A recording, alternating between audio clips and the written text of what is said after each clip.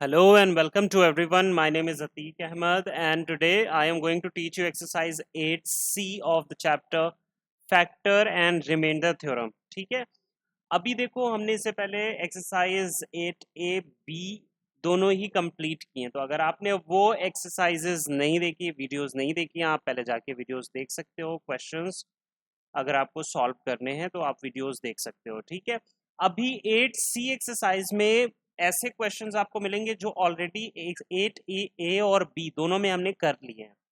For example question number 1 अगर आप देखो तो क्वेश्चन 1 कह रहा है कि हमें ये शो करना है कि x-1 इस पॉलिनोमियल का एक फैक्टर है। ठीक है, और फिर इस पॉलिनोमियल को कंप्लीटली फैक्टराइज करने के लिए भी कह रहा है। तो बेटा ऑलरेडी इस टाइप का क्वेश्चन हम 8B में कर चुके हैं। अगर आपको ये क्वेश्चन देखना है कैसे करना है तो आप 8B वाली वीडियो को देख सकते हो। ठीक है, आप प्लेलिस्ट में जाना और हाई स्कूल मैथ्स की प्लेलिस्ट में जाकर के वो वीडियो आपको वहां पे मिल जाएगी। अब देखो क्वेश्चन 2 भी कुछ इसी तरह का क्वेश्चन है, कह रहा है using remainder theorem we have to factorise this polynomial. तो ये भी वैसे ही है, इसमें हमें एक वैल्यू गेस करनी होती है जिस वैल्यू पे इस पॉलिनोमियल की वैल्यू 0 हो और फिर हम उसको फर्दर फैक्टराइज करते हैं। क्वेश्चन 3 से आज हम स्टार्ट करेंगे। देखो क्वेश्चन 3 क्या कह रहा है, when X cube plus 3x square minus M X plus 4 is divided by X minus 2, the remainder is m plus 3, find the value of m। तो देखो जो पॉलिनोमियल है, let say F X is equal to X cube plus 3x square minus M X plus 4, ये हमारी जो है value है, ये हमारी पॉलिनोमियल है। अब इसको अगर हम x माइनस 2 से डिवाइड करें तो रिमाइंडर क्या आता है, m प्लस 3 आता है। तो लेट से के gx is equal to x minus 2।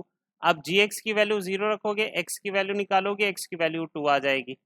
अब अगर आप f2 फाइंड करो, यानी इस वैल्यू पर इस पॉलिनोमियल की वैल्यू f2, तो f2 की वैल्यू कितनी आनी चाहिए, क्योंकि देखो अगर हम किसी गिवन फैक्टर, किसी पॉलिनोमियल का जो फैक्टर है उससे जो वैल्यू हमें मिलती है उस वैल्यू पे उस पॉलिनोमियल की वैल्यू अगर हम फाइंड करते हैं तो रिमाइंडर आता है बेटा। ठीक है, तो अगर वो फैक्टर होता है तो रिमाइंडर 0 आ जाता है, अगर वो फैक्टर नहीं होता है तो फिर रिमाइंडर कुछ और आता है। तो अभी हमें नहीं पता कि x माइनस 2 इसका फैक्टर है या नहीं है, लेकिन क्वेश्चन कह रहा है अगर हम इस पॉलिनोमियल को x माइनस 2 से डिवाइड करते हैं तो रिमाइंडर m प्लस 3 आता है। तो अगर हम f2 की वैल्यू निकाले तो रिमाइंडर m प्लस 3 आएगा, यानी f2 is equal to m plus 3। अब बेटा f2 पे इसकी वैल्यू फाइंड कर लो, तो f2 पे वैल्यू कितनी आ जाएगी, यहाँ पे रखोगे 2 cube plus 3 into 2 square minus m into 2 plus 4। ठीक है, तो ये आ जाएगा 8 प्लस 4 3 ज़ा 12 माइनस 2m प्लस 4। तो यहाँ 8 प्लस 12 20 प्लस 4 24 माइनस 2m। अब यहाँ पे जो है आपकी f2 की वैल्यू आ गई है। अब f2 is equal to m plus 3 था, देखिए तो हम यहाँ पे f2 की वैल्यू को m प्लस 3 के इक्वल लिख सकते हैं। तो हम लिखेंगे 24 minus m 2m is equal to m plus 3। इससे हम m की वैल्यू फाइंड कर सकते हैं, m को उधर शिफ्ट करो और 3 को इधर लेके आओ। तो 24 minus 3 is equal to m plus 2m। तो इससे आ जाएगा बेटा 3m इज इक्वल टू 21। तो m is equal to 21 upon 3 is equal to 7। So the value of m is equal to 7. This is your answer. Now next question says what should be subtracted from this so that the resulting expression has x plus 2 as a factor. तो अगर हम पूछ रहा है, question कह रहा है कि इस पॉलिनोमियल में हम क्या सब्ट्रैक्ट करें कि जो नया पॉलिनोमियल बनेगा उसका फैक्टर x प्लस 2 है। तो हमने लेट किया कि यहाँ पे हम लेट से कि a सब्ट्रैक्ट करते हैं। ठीक है, late a should be subtracted, then the resulting polynomial will be what? Let's say resulting polynomial fx होगा, तो fx क्या होगा, 3x³ minus 8x² plus 4x minus 3 minus इसमें से हमने a को सब्ट्रैक्ट किया हुआ है। ये तो यहाँ तक तो हमारा पॉलिनोमियल था, अब इसमें से a को सब्ट्रैक्ट किया है, ठीक है, ये हमारा न्यू पॉलिनोमियल होगा। अब अकॉर्डिंग टू द क्वेश्चन इस न्यू पॉलिनोमियल का एक फैक्टर x+2 है, तो अगर एक फैक्टर x+2 है तो बेटा x+2 अगर फैक्टर है तो x+2 को 0 रखोगे तो x की वैल्यू -2 आएगी। तो f-2 की वैल्यू कितनी होनी चाहिए? 0 होनी चाहिए। होनी चाहिए कि नहीं होनी चाहिए? ये जो फंक्शन है आपका, ठीक है, इस फंक्शन इस पॉलिनोमियल का एक फैक्टर अगर x+2 है तो x-2 पे इस फंक्शन की वैल्यू 0 होनी चाहिए। तो हम इस फंक्शन की वैल्यू पहले निकाल लेते हैं -2 पर। तो हम रखेंगे f-2 is equal to 3 into -2³ minus 8 into -2² plus 4 into -2 minus 3 minus 8। अब -2 की वैल्यू तो 0 थी, इज इक्वल टू 3 इंटू ये हो जाएगा आपका -8 और यहाँ +4 होगा तो +4 इंटू 8 32 प्लस, और यहाँ पे देखो बेटा 4 इंटू -2 -8 हो जाएगा ना, तो इसलिए मैं यहाँ पे डायरेक्ट -8 लिख रहा हूँ। तो ये -8 हो जाएगा और ये -3 माइनस a। अब बेटा इसको सॉल्व करके आप a की वैल्यू फाइंड कर सकते हो। तो 0 इज इक्वल टू आ जाएगा -24 इसे मल्टीप्लाई करके -32 -8 -3 माइनस a। तो यहाँ से आपकी जो ये वैल्यू आएगी आप इन सबको ऐड कर दो तो ये वैल्यू आ जाएगी -67 माइनस a।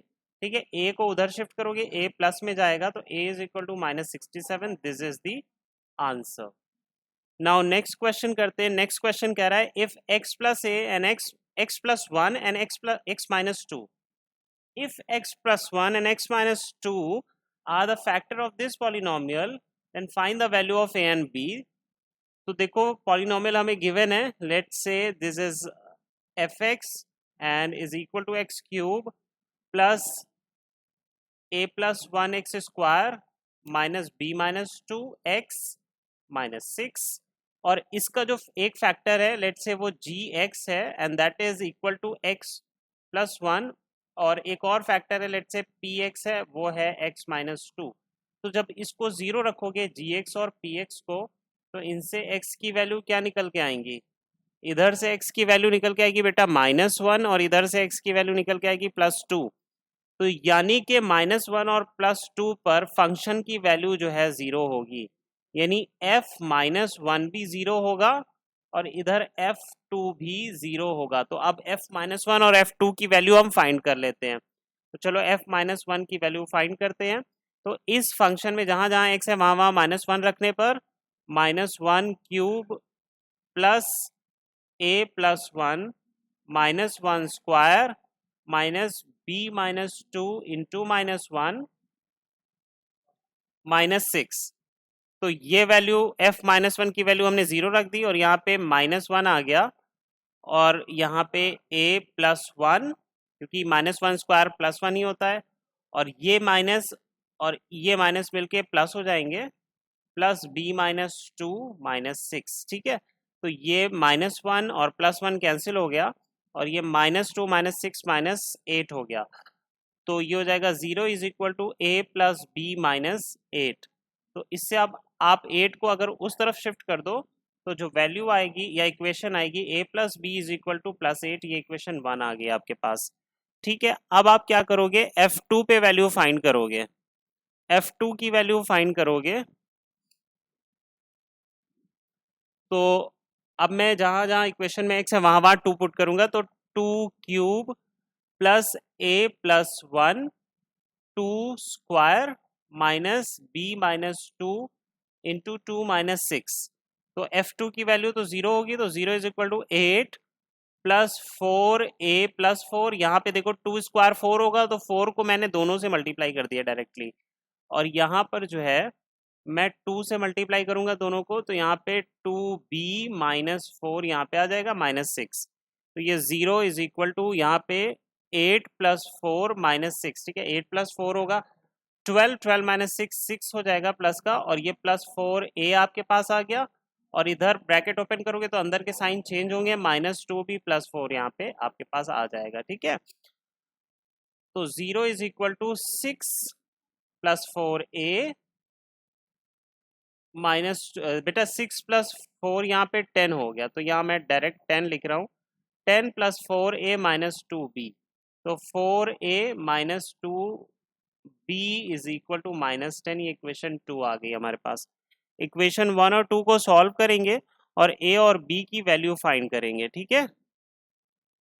आप एक काम और कर सकते हो, यहाँ पे सारे नंबर्स 2 के मल्टीपल हैं, आप 2 से डिवाइड कर दो, ठीक है। तो आपके पास इक्वेशन आ जाएगी 2a minus b is equal to -5, इसे इक्वेशन आप 2 मानो, दिस वाज नॉट इक्वेशन 2। तो अब 1 और 2 इक्वेशन को आप सॉल्व करके देखो जरा। इक्वेशन 1 थी a plus b is equal to 8, और इक्वेशन 2 है 2a minus b is equal to -5। यहाँ से plus b minus b cancel हो गया, 3a is equal to 8 minus 5 which is 3, तो a is equal to 3/3 is equal to 1। a की value 1 आ गई है, अब b की वैल्यू फाइंड कर लो, 2 into 1 minus b is equal to -5, तो 2 minus b is equal to -5, b की वैल्यू आ गई आपकी minus b is equal to -5, 2 को उधर शिफ्ट करोगे माइनस का 2 होगा, minus b is equal to -7, minus minus आप कैंसिल कर दो, तो b की वैल्यू 7 आ गई, ठीक है। तो a की वैल्यू 1 और b की वैल्यू 7 आ गई है, ये हमारी वैल्यूज आ गई हैं। ओके, सो अब यहाँ पे हम इक्वेशन मैंने फिर से लिख ली है, यहाँ पे a और b की वैल्यू मैं पुट कर दूंगा, तो इक्वेशन आ जाएगी x³ प्लस a की वैल्यू 1 थी, तो यहाँ पे 1 + 1 2 हो जाएगा, 2x² माइनस b की वैल्यू 7 थी, 7 - 2 5 हो जाएगा, 5x - 6, ये आपकी इक्वेशन आ गई है। अब क्वेश्चन कह रहा है इस इक्वेशन को सॉल्व करके फर्दर इसको फैक्टराइज कीजिए, कंप्लीटली फैक्टराइज कीजिए, ठीक है। तो वो मेथड, इसको कैसे फैक्टराइज करना है ट्राइनोमियल इक्वेशन को, मैं पहले भी इसके प्रीवियस वीडियो में एक्सरसाइज 8b में डिस्कस कर चुका हूँ, तो आप वहां से देखोगे और इसको फैक्टराइज करोगे। Now question 6 says if x minus 2 is a factor of this and a plus b is equal to 1, then find the value of a and b. तो देखो हमारे पास जो इक्वेशन गिवन है, let's say this is fx is equal to x² plus ax plus b, fine. तो x minus 2 इसका एक factor है, तो x minus 2 is equal to अगर 0 रखोगे तो x इज इक्वल टू 2 आ जाएगा, यानी f2 की वैल्यू जो होगी वो 0 होगी। तो f2 की वैल्यू यहाँ से निकाल लो, f2 is equal to 2² plus 2a plus b। अब f2 की जगह आप 0 रख दो, 0 is equal to 4 plus 2a plus b, तो आप कह सकते हो 2a plus b is equal to -4, this is your equation 1। अब इक्वेशन 2 आपको क्वेश्चन में ही गिवन है, a plus b is equal to 1, ये इक्वेशन 2 आप इसे मान लो, ये क्वेश्चन में ही गिवन है। इक्वेशन 1 और 2 को सॉल्व करो और a और b की वैल्यू फाइंड करो।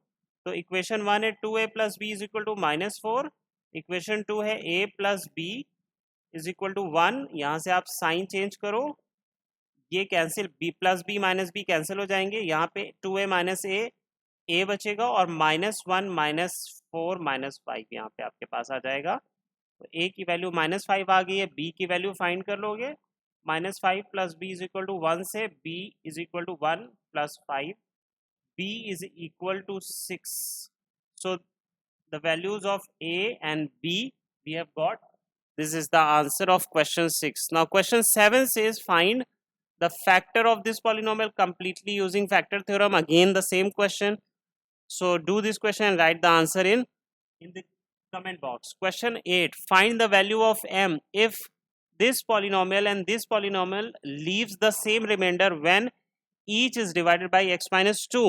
तो देखो एक polynomial हमें given है px which is equal to mx³ plus 2x square minus 3, and another polynomial which is qx and it is equal to x square minus mx plus 4, and the question is saying if both of the polynomial is divided by x minus 2, तो इनमें जो reminder आएगा वो दोनों में same आएगा, ठीक है। तो देखो अगर x माइनस टू से आप जो है x माइनस टू से डिवाइड करते हो तो यहाँ पे x minus two is equal to 0 रखोगे, x की वैल्यू प्लस टू आ जाएगी। इट मीन्स के P2 यानी कि P2 पे जो रिमाइंडर आएगा और Q2 पे जो रिमाइंडर आएगा दोनों इक्वल होंगे, तो हम कह सकते हैं कि P2 is equal to Q2 होगा। ठीक है, तो ये इक्वेशन मान लो आपकी लेट से इक्वेशन 1 है, इस ये इक्वेशन बहुत हेल्प करेगी फर्दर हमें। ठीक है, तो सबसे पहले आप P2 फाइंड कर लो, तो ये आ जाएगा